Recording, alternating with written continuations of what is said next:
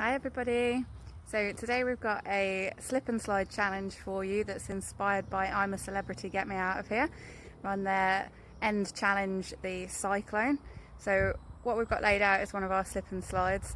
Don't worry if you've not got one, create one out of a tarpaulin. You could use an old shower curtain, be creative with it.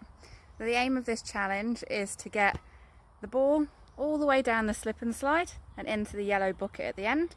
You're then going to come back and get your second ball and go all the way and slide and put the second ball in the bucket too. You could do this with 2 balls, 3 balls, 4 balls, however long you want the game to go on for.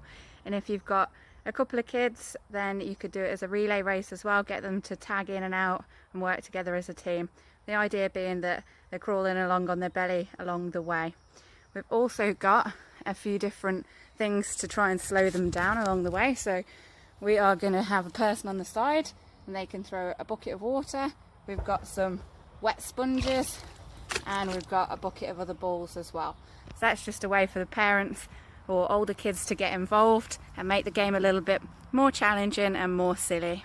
Have fun, be safe. Are you ready? Are you steady? Then go!